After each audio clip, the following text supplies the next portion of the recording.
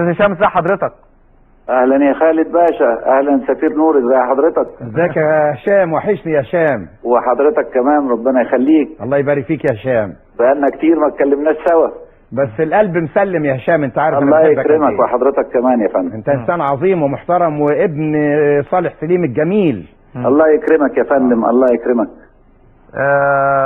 استاذ هشام، يعني مش عارف اقول لك ايه، بس يعني اتمنى لك كل التوفيق يا استاذ هشام. وانا شخصيا لم اقابل الكابتن صالح سليم، ولكن ما سمعت عنه جعلني يعني دائما في احترام دائم لهذا الرجل اللي بيعشق النادي الاهلي، واللي يعني اي حد بيتكلم عليه بصوره يعني مش عايز اقول لك رائعه.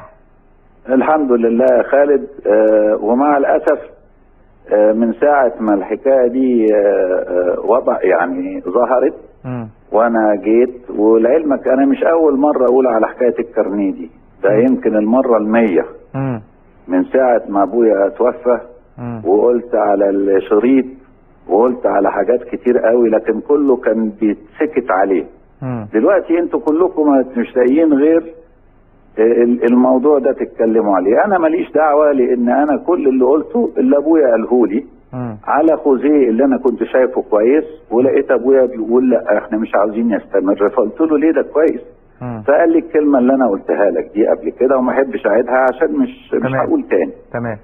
انتوا النهارده بتقولوا اصل هشام سليم قال انه هيدفع المتاخرات اللي عليه. انا ما اعرفش هدفع ايه حتى لغايه النهارده. ما حدش بلغك؟ ما حدش لا بلغني ولا كلمني ولا اي حاجه غير الاستاذ عمرو فاروق امبارح.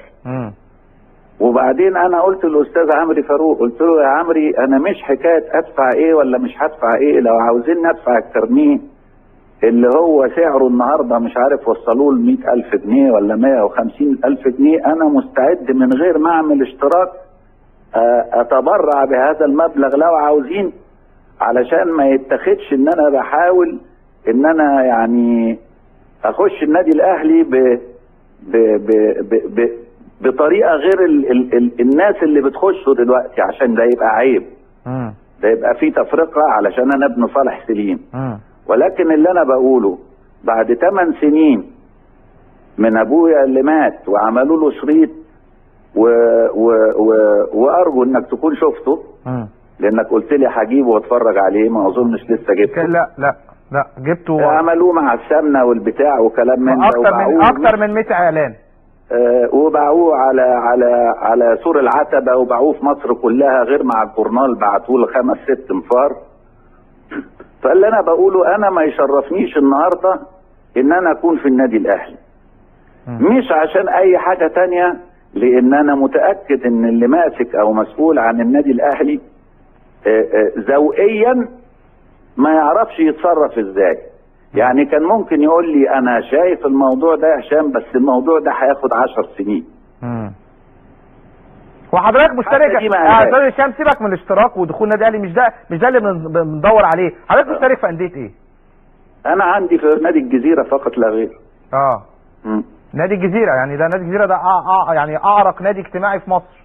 والله اعرق مش اعرق، انا حتى ما بقتش اروحه دلوقتي لان انا ساكن في 6 اكتوبر، فعشان اوصل للزمالك بس حتى عشان اشوف امي باخد لي 3 ساعات، فما بقتش اقدر اروح لها حتى. طب الموضوع ان انت يعني عايز يعني انت عايز تشترك في النادي الاهلي.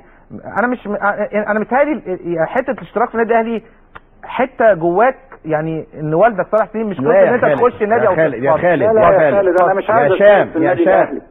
قول لي النادي الاهلي ده الان النادي الاهلي سوري يعني هيزودني ان انا ابن صالح سليم ولا هينقصني ان انا ابن صالح سليم؟ هيزودني ان انا اكون اهلاوي او بحب النادي الاهلي ولا هينقص حبي له؟ لا. نادي الاهلي انا حاسس بانتماء له، ان ابويا تعب فيه، ان ابويا قعد في هذا النادي عمر بحاله، وكان بالنسبه له النادي الاهلي دي حاجه اهم من بيته. يعني لما زي ما بقولت لك قبل كده الامثال اللي عملها، فان عارف لو في الاول قالوا لي لا مش هنعمل لك الكارنيه علشان سبب معين عدل، اقول لك افهم. عارف لو ردوا عليا زي ما انا بقول لك وقالوا لي معلش الكارنيه ده هياخد 10 سنين افهم. انما التجاهل ده افخم من اي حاجه. استاذ هشام معلش يا سياده اللي هو عايز يقول لك حاجه. لا في اصل ولا في زي ما بيقولوا. وبعدين اسمع كل انتخابات احنا ماشيين نادي الاهلي فوق الجميع. مبادئ الكابتن صالح سليم. هو مبادئ الكابتن صالح سليم ان مثلا يجي له بنت مختار التتش تقول له انا عايزه كارنيه يقول لها ما يردش عليها؟ عيب يا شام. ايوه انا اقول لك حاجه يا حبيبي، انا بعتذر لك بصفتي عضو مجلس اداره سابق وصفتي عضو في النادي الاهلي باسم الاهلاويه كلهم المخلصين اللي بيحبوا النادي الاهلي عن هذه الزله اللي وقع فيها الاخ العمري فاروق، وكان يجب عليه الا يتحدث في هذا الموضوع وما يقولش هذه الكلمه على الاطلاق. انت يا هشام اكبر من كده بكتير. لا انا ما بشتكيش العمري فاروق، انا مش العمري. لا برضه الموضوع ده ما كانش ما يطلع في تلفزيون ولا يطلع في اي حاجه ثانيه خالص. يا اخوانا ما تدخلونيش في دايره اكبر من كده من فضلكم. انا كل اللي قلته حسن حمدي، لان حسن حمدي هو اللي مسؤول عن كل حاجه في النادي الاهلي حاليا.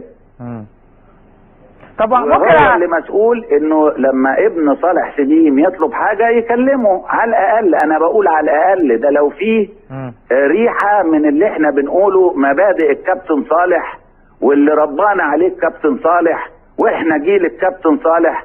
الكابتن صالح ما كانش عمل حاجه زي دي ابدا، كان عبر الناس اللي بتكلمه.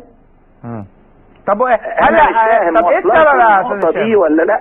ايه السبب يا استاذ هشام؟ يعني دلوقتي حضرتك ابن الكابتن صالح سليم، وصالح سليم يعني ما له من تاريخ كبير يعني. يا اخوانا ما انا قلت في الكلام ده للاستاذ مصطفى. هل قصد يعني موضوع قصد؟ انا هقول لحضرتك حاجه. هل هو قصد ان الشريط اللي طلع ده يطلع بعد موت ابويا بشهر ولا باسبوعين ولا بتاع وفي 1,000,000 تعاقدات مع شركات انه يعلنوا؟ انا عايز اقول لك حاجه. اخر سنتين قبل ما ابويا يتوفى كان في انتخابات وقال له خش يا حسن وانا هزكيك. وده كان حصل عند ابويا في البيت وحسن حمدي قاعد، واول ما دخلت قال لي شفت حسن بيقول ايه؟ قلت له ايه في ايه يا حسن؟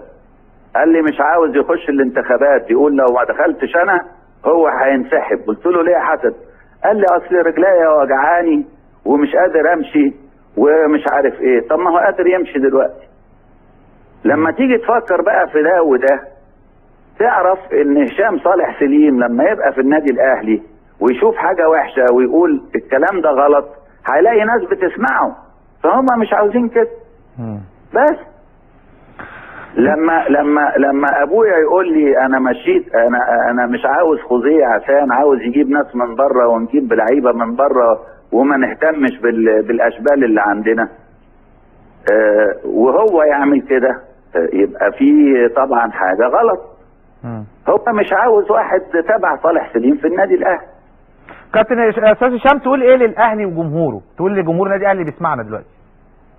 ولا حاجه. اقول له انت اعظم جمهور وخليك انت في النادي الاهلي وحبوا النادي الاهلي ومالكوش دعوه بالكلام اللي بيجرى ده جوه النادي الاهلي.